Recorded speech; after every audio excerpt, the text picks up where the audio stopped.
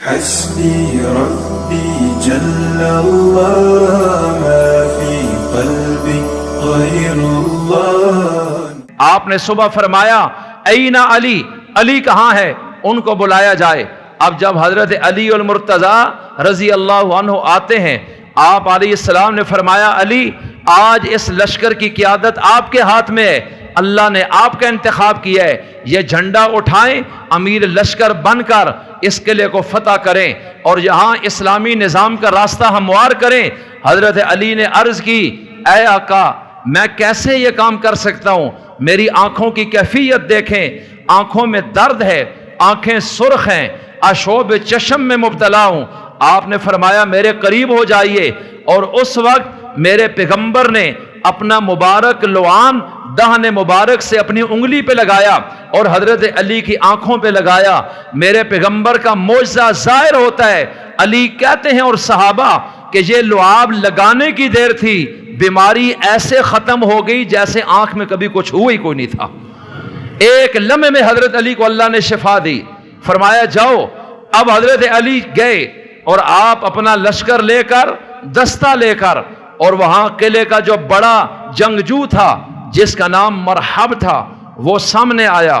اس نے آ کے علی المرتضی کو دیکھا کہ یہ تو جوان آدمی ہے، کہنے لگا کیوں آگے ہو میرے مقابلے میں، مجھے جانتے نہیں ہو میں کون ہوں، میرا نام مرحب ہے، ہر وقت ہتھیار سے لیس ہوتا ہوں، چاق و چوبند رہتا ہوں، اور میں اتنا تجربہ کار اور اتنا بہادر آدمی ہوں کہ جب لڑائی اپنا وقت دکھاتی ہے اس وقت پھر میرا کارنامہ دنیا پہ ظاہر ہوتا ہے۔ تو آپ کیوں میرے مقابلے میں آ گئے ہیں؟ میں آپ کو ایک موقع دیتا ہوں کہ اپنی جوانی ضائع نہ کرو، میرے سامنے سے ہٹ جاؤ ورنہ قتل ہو جاؤ گے۔ لیکن یہ بھی اللہ کے رسول کے تربیت یافتہ ہیں۔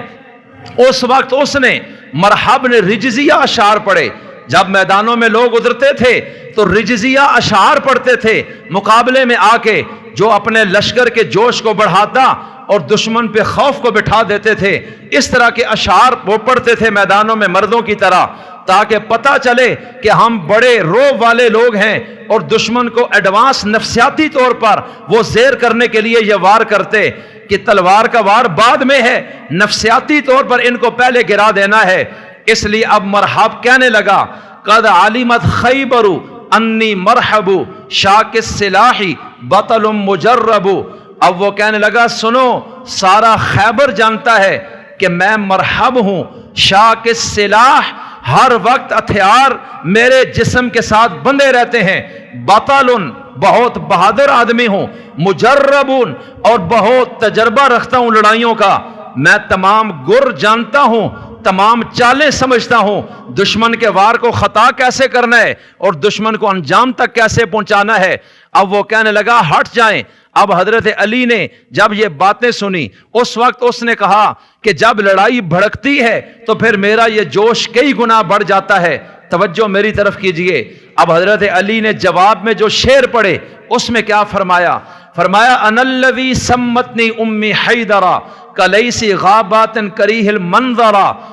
توجہ، انا الذی سمتنی امی حیدرا کلیس غابات کریہ المنظرا اوفیہم بالصاع کیل السندرا، کہ تم نے تو بڑی بڑکیں ماری ہیں، لیکن سنو میں بھی کوئی عام بندہ نہیں، میں وہ شخص ہوں جس کا نام اس کی ماں نے حیدر رکھا ہے، اور حیدر عربی زبان میں ببر شیر کو کہا جاتا ہے، کہ میں تمہارے سامنے ایک شیر ہوں، شیر، اور یہ نام میری ماں نے رکھا ہے، مجھے لوگ نہیں کہتے، میری ماں مجھے زیادہ جانتی ہے کہ میرا بچہ کس کیٹیگری کا ہے۔ فرمایا میں پیدائشی طور پر شیر ہوں، انا الذی سمتنی امی حیدرا، میری ماں فاطمہ نے میرا نام حیدر یعنی شیر رکھا ہے، کلیسی غابات کریہ المنظرا، جس طرح جنگل میں شیر ہوتا ہے اور اس کا منظر بڑا ہیبت ناک ہوتا ہے اور باقی جنگل پہ اس کا خوف اور روب یہ تم سے بھولا ہوا نہیں، اسی طرح جب علی میدانوں میں اترتا ہے تو پھر علی کی جو کیفیت ہے وہ بڑی ہیبت ناک ہو جاتی ہے۔ اوفیہم بالصاع کیل السندرا، سا ایک پیمانہ ہے عرب کا، جیسے ہمارے ہاں 1 کلو 2 کلو 5 کلو، اس طرح ایک پیمانہ تھا سا، اس کے وزن کے ساتھ اتنے ماپ کے ساتھ چیز تول کر دے دی جاتی تھی۔ اور ایک پیمانہ ہے سندرا جو اس سے بڑا ہے. جیسے میں کہتا ہوں 5 کلو ہے اور ایک من ہے تو دونوں میں فرق ہے. 5 کلو کا وزن تھوڑا ہے, من کا وزن زیادہ ہے. یہ ہم سمجھتے ہیں چونکہ ہمارے عرف میں یہی اوزان استعمال ہوتے ہیں. عرب میں ایک وزن استعمال ہوتا تھا سا, اور وہ ایک مقدار تھی. کہا ایک تو ہے سا اور ایک ہے سندرا. سندرا اس سے بڑے وزن کا پیمانہ ہے. علی کہتے ہیں اوفیہم بالصاع کیل سندرا, ارے جب کوئی مجھے سا دیتا ہے تو میں اس کو سندرا دیتا ہوں. یہ ہماری زبان میں کہتے ہیں کہ جب کوئی ہماری طرف اینٹ پھینکے ہم اس کا جواب پتھر سے دیتے ہیں. علی کہتے ہیں کہ تو کیا سمجھتا ہے میرے اوپر چھا جائے گا؟ میں کوئی عام بندہ نہیں. اب میدان ہے تیرا, میرا بھی میدان ہے, اور وقت بتائے گا اس میدان کا فاتح کون بنتا ہے. تو ان کے دلوں سے موت کا خوف میرے نبی نے چھین لیا تھا, دنیا کی محبت کو نکال دیا تھا. یہ شہادت کی طلب میں میدانوں میں جاتے ہیں, اور جب ایک بندہ مرنے کے لیے میدان میں جا رہے اس کو کون ڈرا سکتا ہے؟ یہی وہ جذبہ تھا شہادت کا مسلمانوں میں کہ میدان بدر میں انہوں نے کفر کے سرداروں کو تہ تہ کر دیا. یہی وہ جذبہ تھا کہ انہوں نے پورے عرب کو نیچے لگا لیا. یہی وہ جذبہ تھا جس میں زندگی اور موت کا فاصلہ برابر کر دیا کہ انہوں نے پورے عرب میں اپنی دھاک بٹھا. یہی وہ جذبہ شہادت تھا جس بنیاد پر اصحاب پیغمبر ایران اور روم کے ٹکڑے کر بیٹھے. یہی وہ جذبہ تھا جس وجہ سے اپنی زندگیوں میں یہ 3 بر اعظم فتح کر بیٹھے, اور یہ بہت کم عرصے میں بڑی بڑی طاقتوں والوں کو زیر کر گئے, اس لیے کہ یہ مرنا چاہتے تھے. اللہ نے قرآن میں کیا فرمایا؟ پارہ 11 میں سورۃ التوبہ میں, ان اللہ اشترى من المؤمنین انفسهم واموالهم بان لهم الجنہ, کہ اللہ نے ایمان والوں سے ان کی جانوں کو اور ان کے مالوں کو خود خرید لیا ہے. اب یہ چیزیں اللہ کی ہو گئی ہیں, اور اس کے بدلے میں کیا دیا ہے؟ ان کو جنت عطا کر دی ہے. اللہ کہتے ہیں یہ جان میری ہو گئی, جنت تمہاری ہو گئی, میرا اور تمہارا سودا ہو گیا ہے. اور ایمان والوں سے یہ ہمارا پکا ایگریمنٹ ہے کہ جب ہم کہیں گے تم مال بھی نہیں بچاؤ گے, تم جان بھی نہیں بچاؤ گے, تم مال بھی قربان کرو گے, تم جان بھی قربان کرو گے. اللہ کہتا ہے یہ وہ لوگ ہیں جن کی تجارت میرے ساتھ ہوئی ہے, تو یہ اپنی جان کیوں بچائیں گے جب یہ مال سے بھی محبت نہیں کرتے, یہ اپنی جان سے بھی محبت نہیں کرتے. ان کو زیر کون کر سکتا ہے؟ ان کو مار کون سکتا ہے؟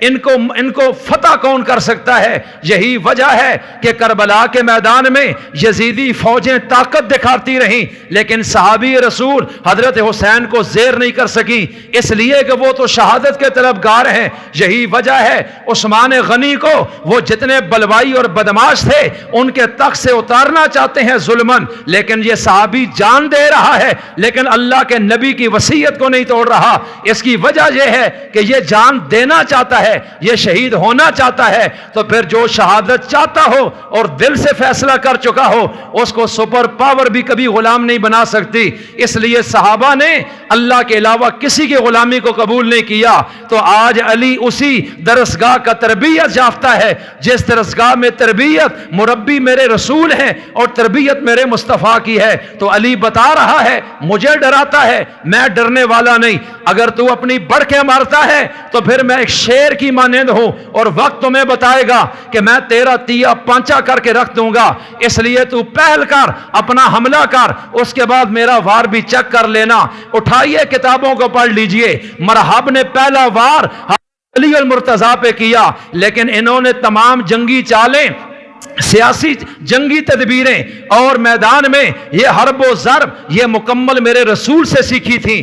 ان کے استاذ ہی میرے پیغمبر تھے. آپ علیہ السلام نے جو ان کو گر سکھائے آپ نے اسی کے ساتھ اتنی حاضر دماغی کے ساتھ مرحب کے وار کو سمجھا اور اس کو خطا کر دیا. آپ اس سے بچ گئے اور آپ نے جو اگلا وار کیا کتابوں میں لکھا ہے دوسرے وار کی نوبت نہیں آئی. حضرت علی بڑے چکنے تھے, بڑے بہادر تھے, بڑے फुर्तीले थे, कद उनका छोटा था, लेकिन उनका धोखा देना आसान नहीं था और मैदान के शाह सवार बनते थे। मैदान बदर में भी जो लड़ाई शुरू हुई है, शुरू में 3 बंदे निकले, एक काफिरों का बंदा पहले आया, एक मुसलमानों का। ये अकेला अकेला हमला होता था। दोनों लश्कर देखते हैं किसका पलड़ा भारी है। अरे उनमें से जब एक मर जाता है तो फिर दूसरा बंदा उस लश्कर से निकलता है, फिर मुकाबला होता है, फिर तीसरा निकलता है। इससे एक पोजीशन वाज़ेह हो जाती है कि किस लश्कर का पलड़ा भारी है, किसके औसान खता है। उसके बाद उमूमी जंग शुरू हो जाती थी,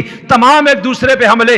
तो बदर के मैदान में जो पहले 3 बंदे निकले, उनमें एक हजरत अली है, एक हजरत हमजा है, एक हजरत अबू उबैदा है। और हजरत अली ने पहले वार में अपने मुकाबिल को जमीन पे पिछाड़ के रख दिया। तो अली की तो तरबियत ही ऐसी है, इसलिए आप पहला वार मरहब पे किया जो इतनी बड़के मार रहा था। और 1600 मुसलमान मैदान में मंजर देख रहे हैं, अल्लाह और उसके रसूल की तईद इनके साथ है। हजरत अली और मुर्तजा ने तलवार मारी, उसके सर से लगी और सर को चीरती हुई उसके दांतों को चीर कर नीचे निकल गई। एक लफ्ज़ जमीन पे गिरा और साथ ही नारे तकबीर लगा और पूरा कब्र अल्लाह की बड़ाई के नारों से गूंज उठा।